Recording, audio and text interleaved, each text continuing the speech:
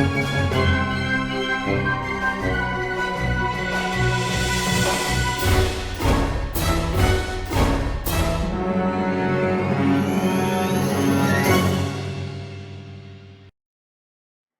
guys, it's your humble host, or Kill if you prefer. So I'm back with another video, and I swear this one is going to take me back to the Anti-SJW YouTube community days, because I came across this a few days ago, and this is the same dumb argument, if not similar argument, I've heard before, and it's being pushed by feminists who do not want to take responsibility for anything. Let's read this article. The audio is cut off from the video that is playing. I don't want to get struck, but anyway. Ejaculate responsibility. Author Gabriel Blair wants to shift the focus of abortion conversations from women to men because, of course, why can't women be responsible for their own bodies? Why can't women be sexually educated about the process of birth and how to prevent it and all that wonderful stuff? Let's put the responsibility on men yet again. Oh, let me also point out that several people have gone and asked around, because I've seen these videos as well. They're floating out there. They're on Twitter, they're on YouTube, and they're on Facebook. Of should men be allowed to walk away from an unwanted pregnancy, and if the woman wants to keep it and the guy does not? A lot of women said no. A lot of women will tell you, oh, hey, no, the guy needs to take responsibility, yet I should be allowed to kill a child if I want to, and the guy can't stop me. It's a double standard, and a rather disgusting one if you ask me. Let's read. As the midterm elections approach, rallies across the country continue to address the fight to protect women's reproductive rights. After the Supreme Court struck down Roe v. Wade in June, 5 states are leaving the decision of abortion access up to the voters in November. So pretty much in a nutshell, for those of you who have half a brain or have yet to understand what this means, Roe v. Wade was overturned, making the decision go back to the states and the quote-unquote right to abortion no longer being federally protected. Gabriel Blair, a mother of 6 and creator of the popular blog Design Mom, says that the best way to address unwanted pregnancies that lead to abortion is actually quite simple. Men are causing the pregnancies. Oh yes, let's blame men for everything, something that feminists are constantly doing. Men are doing this through irresponsible ejaculations. Oh my gosh. And they could easily change that. Let me tell you a little something about men and what I've seen more and more in the growing sphere. There's talk of how men are making sure that they have condoms, that the woman is actually on a form of birth control, and yes, there are hiccups with birth control every now and then that I understand, but, as the logic goes, that a lot of women have tend to trick men into getting her pregnant. Yes, this is a thing that happens. And I understand condoms break or condoms can be compromised, but why is it always the guy has to do everything in his power, according to feminists, when it comes to this, but the woman doesn't have to take any precautions or any type of responsibility or any steps to prevent unwanted pregnancies? They always have to blame the men for it. It's freaking ridiculous. Okay, let's continue. Okay. Men are doing this through irresponsible ejaculations, and they could easily change that. Blair tells Yahoo Life, I want to shift it away from women's bodies. Of course you do. You people always do. Women's decisions makings, controlling women, and shift it toward what men could be doing to prevent unwanted pregnancies, because they have a lot of control. No, they do not. Way more than we have ever specified or given them credit for. No, they do not. A father cannot prevent his wife, his significant other, or his past lover from terminating the pregnancy. Men actually have to be extremely careful, and a lot of them do not want to date nowadays or even get intimate with women because of the much needed verbal consent, which, if you guys have used to watch videos by Lacey Green, or you guys have seen the teacup analogy, or I believe it's the tea analogy, according to these videos, according to the logic goes of consent must always be verbal. Physical consent does not exist. I'm not freaking kidding you. And I've talked about this on this channel before, way back, during the anti-SJW YouTube community days, because this topic actually came up quite a bit of what was actual consent, because there's verbal, there's physical. A woman could be saying no at the same time doing something physical to initiate intimacy, foreplay, the list goes on. So it's not a clear and cut black and white, and I hate it how they treat it that way. Anyway, main point is men do not have the control that she's alluding to, not by far. If they did, we wouldn't have problems with family court, just to let you know. Blair suggests that men cause unwanted pregnancies in her new book because, just from what I'm getting off of this, and I don't need to read the shitty book, she treats women like they're stupid or that they're completely innocent or ignorant. And it's just, to me, it's insulting. Like, you're going to treat me like I don't know how to make my own decisions. I'm speaking just for me right now, but I don't know how to educate myself. I don't know how to go out of my way to prevent a pregnancy if I do not want one. And let's throw in a little bit of science here. Is even if a egg becomes fertilized, it has a 50 to 50% chance of actually sticking to the uterine wall, and it can take anywhere from 24 to 48 hours. So let's not forget that as well. Let's continue. Blair suggests that men cause unwanted pregnancies in her new book, Ejaculate Responsibly, A Whole New Way to Think About Abortion, which makes 28 arguments designed to show how focusing on women's bodies ignores a bigger problem. That if a man is fertile, he is fertile every day, and there are no restrictions on where he can ejaculate. That's actually not true. See, okay, feminists like to live in this delusional bubble that they have no control over anything, which nowadays women have more control, and they are losing it to the trans cult crap. But women can dictate quite a bit. The family courts can dictate whether or not a man goes to jail, because yes, that is a thing. You have the Me Too movement, which is actually, I'm very glad to see and hear that it is being destroyed, and you guys saw a big chunk of that be tossed out the window with the Johnny Depp and Amber Heard case, and we even saw that happening even before that case blew up here in the US with the live streamings and the recordings coming out.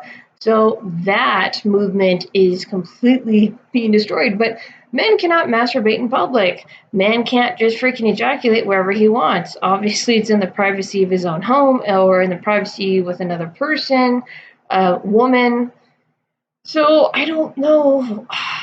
Man, this is cringy and insulting all at the same time.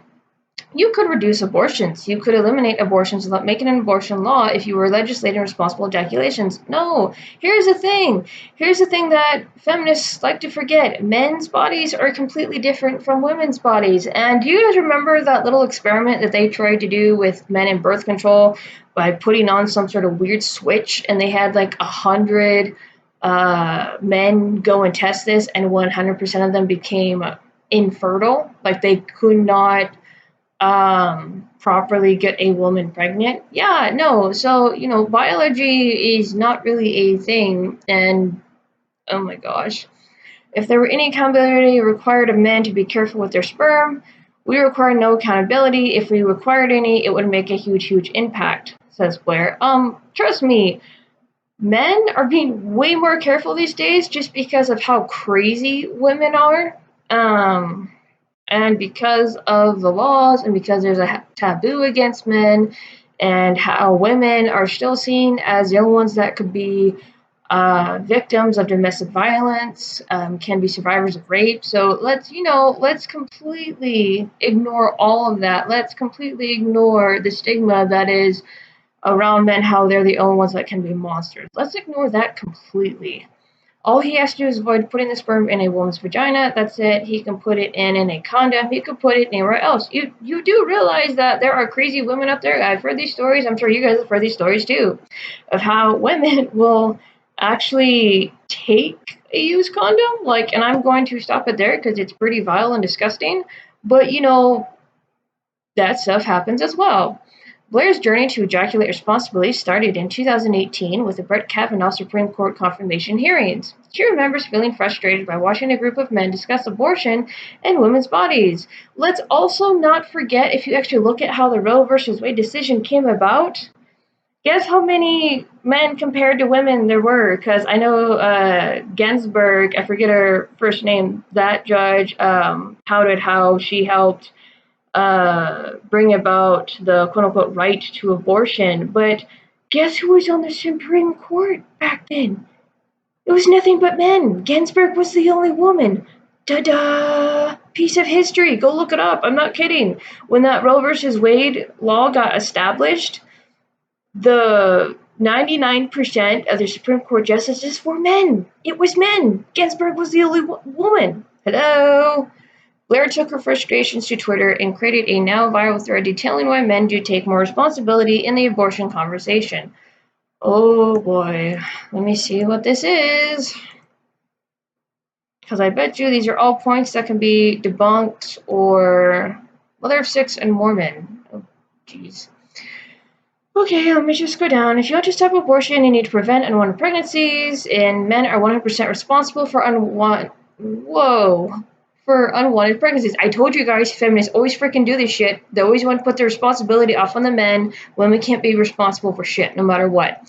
No, for real, they are. Perhaps you are thinking it takes 2, and yes, it does take 2 for intentional pregnancies. It takes 2 regardless. But all wanted pregnancies are caused by irresponsible ejaculations of men, period. No, bull, because even if the guy's being responsible with the condom or whatnot, and here's the thing, as I brought up before, women have tricked men saying, yeah, I'm on birth control, I don't have to, or rather, I can't get pregnant because of the birth control. And I know there's freak accidents because of hormone levels, and that's a whole other ball of wax. But let's throw that freak accident out and just for simplicity's sake, stick to the argument that women, for the most part, do trick men into getting pregnant. So women, there's Plan B, which, by the way, let me remind the audience that when the Supreme Court overruled Roe versus Wade, there was an uptick in sales with Plan B. I have seen nonstop commercials of how you can now just get birth control online without seeing a doctor, without prescriptions, without a consultation. So there has been more of an uptick. There have been more sales.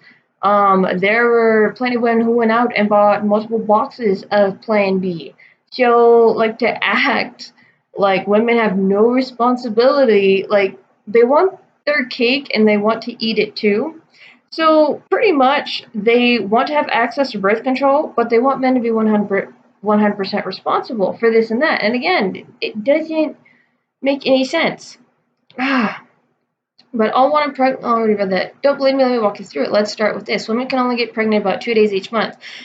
Not really true, and that's for a limited number of years. You know, women have gotten pregnant on their periods. Yes, it is a thing. Women have gotten pregnant on birth control. You don't have to be ovulating in order to get pregnant. During the time of ovulation is when a woman is most fertile. It's not just 2 days out of the month. Golly. That makes 24 days a year. Women might get pregnant, but men can cause pregnancy 365 days a year. In fact, if you're a man who ejaculates multiple times a day, you could cause multiple pregnancies daily. In theory, a man could cause 1,000. Where do you get your numbers, lady? Plus unwanted pregnancies in just 1 year. Oh my gosh. Okay, but what about birth control? If a woman doesn't want to risk an unwanted pregnancy, why wouldn't she just use birth control? If a woman can manage to figure out how to get an abortion, surely she can get birth control, right?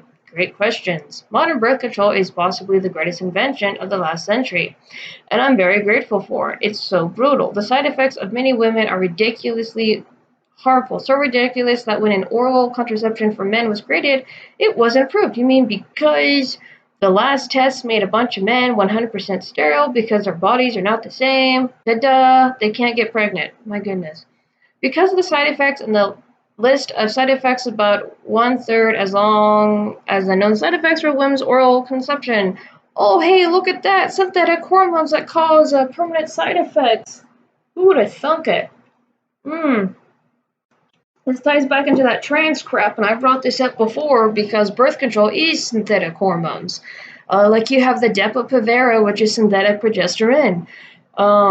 It tricks your body pretty much into being pregnant. My experience with the Depo-Provera was total and utter shit. I could not lose weight, and so I got off of it. I switched to the patch, which was synthetic estrogen.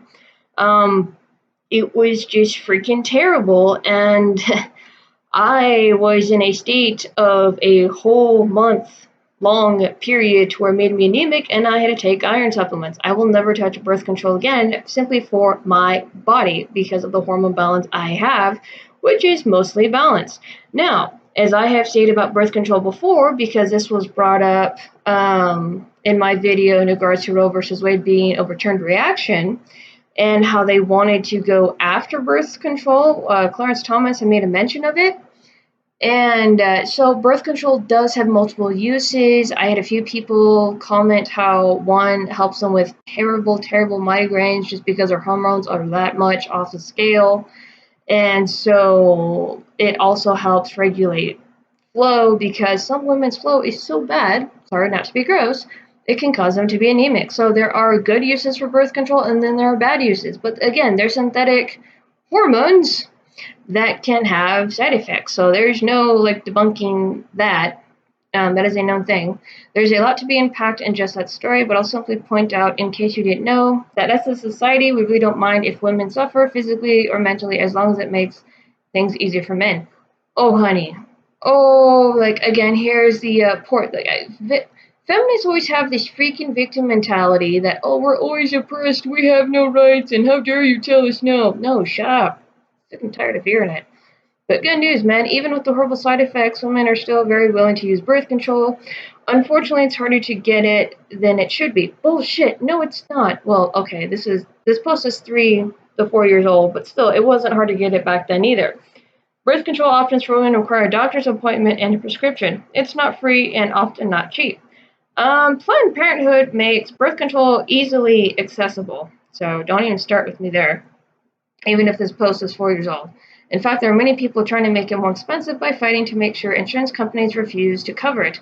Oral contraceptives for women can't be acquired easily or at the last minute, and they don't work instantly.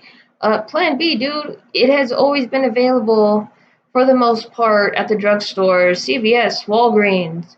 Walmart even has Plan B at some locations in the feminine aisle or family planning aisle, where you find the Suxy gels and the freaking sprays and all that other stuff. Okay, men don't love condoms. Okay, so I'm not going to go through this entire thread because that's going to drag along the video, and I'm already trying not to keep this too long, but too late. So let's finish reading this, and you guys can go through the thread. Detailing why men need to take more responsibility in the abortion conversation and making the argument that a man can produce 365 babies in a year if he ejaculates every day. For a woman, pregnancy can only occur a 5 to 7 day ovulation window every month. Again, that is not entirely accurate. On social media, her arguments received support and criticism from men, but by focusing on prevention, she knew she had struck a chord. So, again, it's not just on the men, it is on the women too. And yes, birth control can have very, very nasty effects. The birth control was originally created, and if I'm not mistaken, because I've spoken to my dad about this, birth control was originally created, I want to say, if not a little before the women's sexual revolution, around the 1970s or so. And so it was not...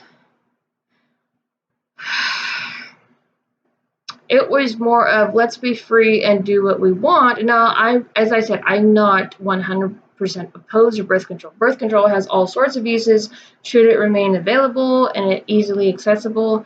Yes, and that does draw a double-edged sword, but at the same time, I'd rather have birth control available that way and not have a bunch of women running around trying to kill their infants or their babies in the womb. And yeah, no, because there are laws. Look, I want to say California and Virginia, they wanted to make abortions available all the way up to the point of birth, if not after. I'm not kidding. Feminists are freaking nuts. Anyway, so with that being said,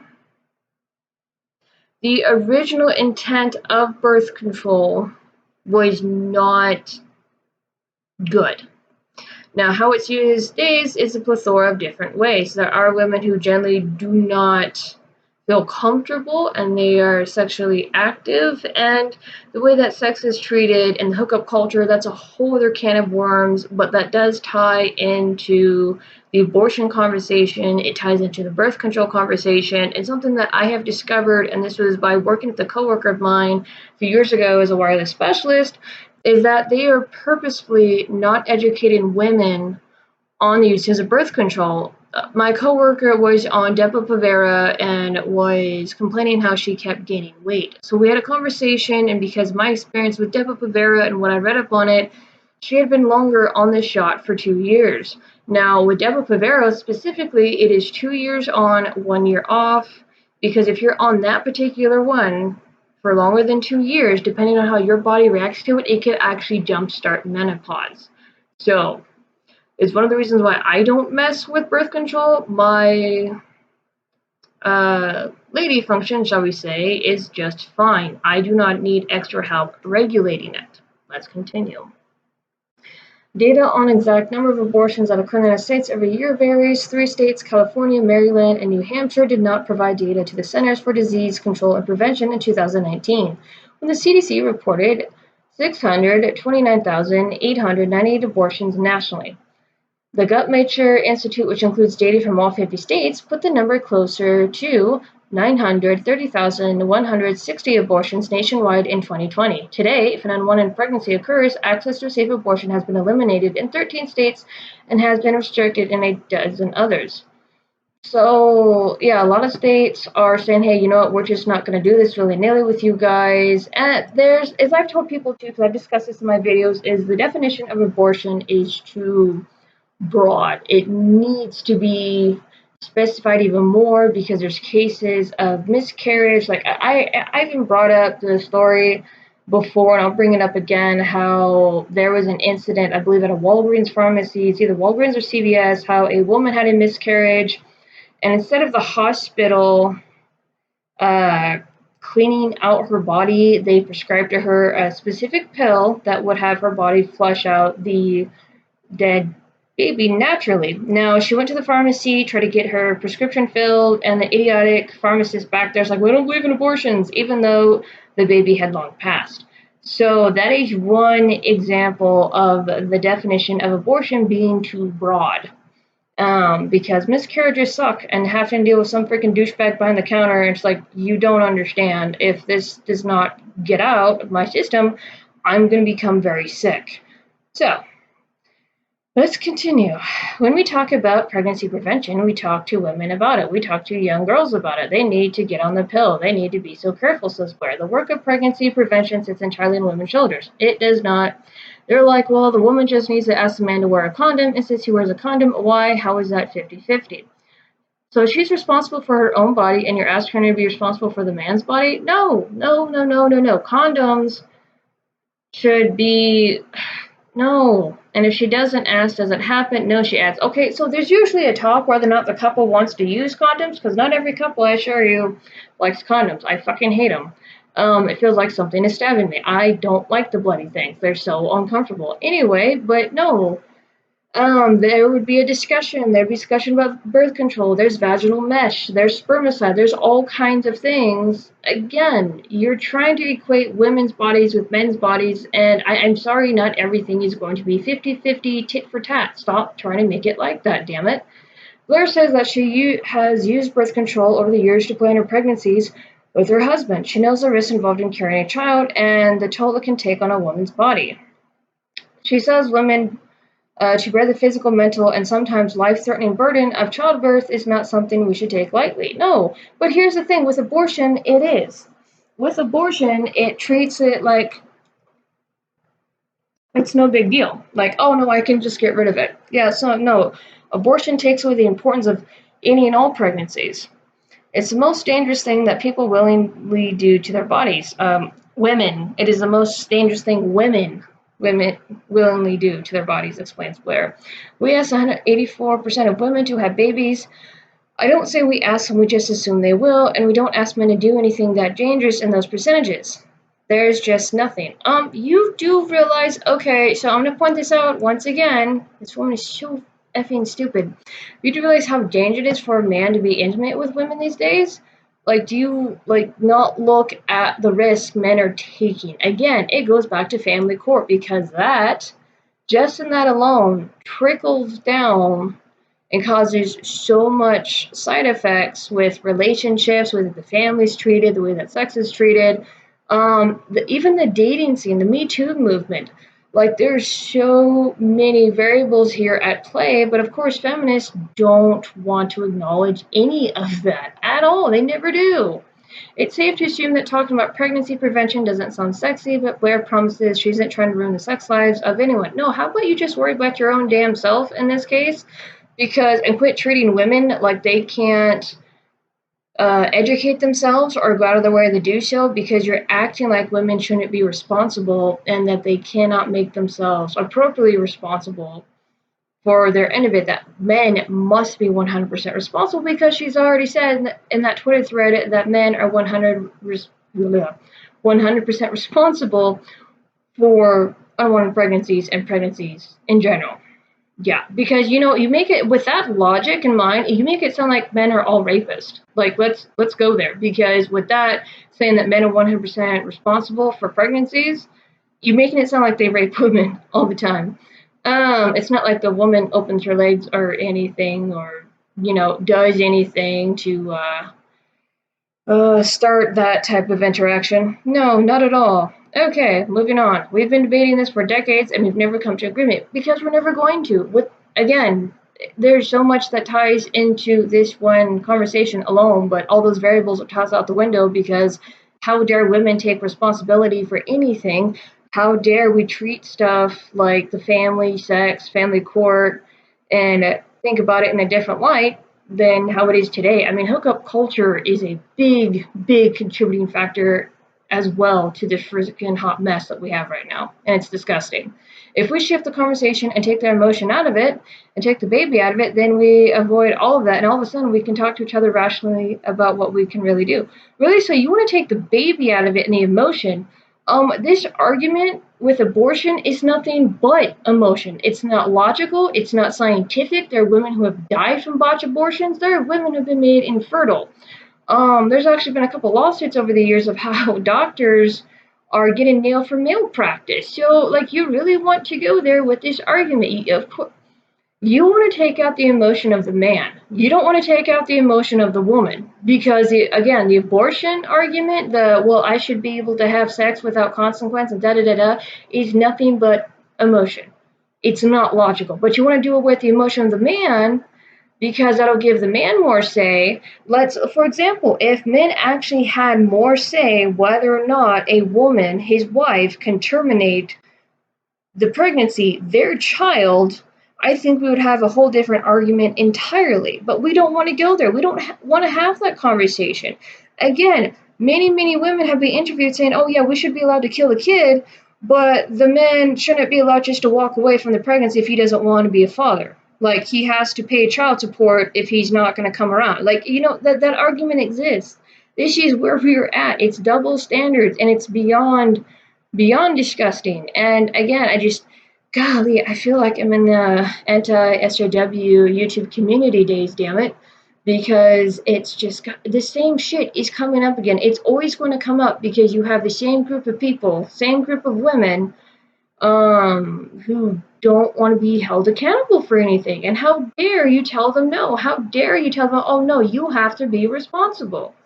Yes, there is that sphere of men that do the pump and dump, and men are just as stupid for running around taking risks like this as women. Both sexes are. Hookup culture is a perfect example of that. And I could go on, but this video has gone on for nearly a half an hour, so hopefully you guys see what I'm saying. You guys are well aware of these arguments. Those of you who have followed me or similar channels and have seen these arguments before. This is nothing new. This crap, unfortunately, is not going to go away. You have so many people screeching right now, oh, well, I've seen the stupid bumper stickers of Planned Parenthood. We're not going back. Going back to what? Responsibility? actually being educated, actually treating sex and the family unit different, actually looking at men like, they're capable of feelings and not just these emotional monsters that would just want to go around and fuck everything with two legs. Like, I'm sorry to put it that way, but holy crap, this is the way that feminists act. This is their attitude towards men. I don't know how to put that. I really apologize if that came across really offensive, and I know I usually don't care, but that in particular, just no. Feminists' attitudes towards men is very toxic and just very gross. And you do have spheres like MGTOW. I don't even know if they're still a thing. I'm sure they are, but they're not as prominent as they used to be. Again, it goes back to the anti-SJW days of YouTube when you had a couple of the channels also battle out MGTOW. Because you had these MGTOW idiots, and I'm not talking about the ones that legitimately they don't hate women, but they're like, I'm gonna do my own thing. I'm not interested in dating. That sphere is way too toxic, way too dangerous. Been there, done that. No, thank you. I'm talking about the men who actually encourage men of MGTOW to do what's called pump and dump. Oh yeah, no, you just hook up with them and then you get rid of them. Yeah, no, you guys are idiots and you guys are part of the problem. Anyway, but that is a small, I want to say small percentage. So anyway, with that being said, I'm going to end it here, and until we actually have real logic with biology and reality enter this conversation, and among the treatment of the family unit, the way that sex is seen nowadays, along with a plethora of other things, this conversation is never going to change. The aftermath, the end result, which is practically nothing, is never going to change until we start focusing on other problems and looking at that stuff differently and bring stuff back to reality how it's supposed to be. With that being said, I'm going to end it here. You guys have a good one, and just be careful out there. If you're in the dating pool, man, woman, if you are out there dating right now, be extremely cautious, be extremely careful. I'm not gonna sit here and tell you, oh well, don't have sex before marriage and da da da. I mean, that's up to you. I don't recommend it by any means, but yeah, it is, you have to be extremely cautious nowadays. So that is my advice. You guys have a wonderful one, and I'll see you guys in the next one.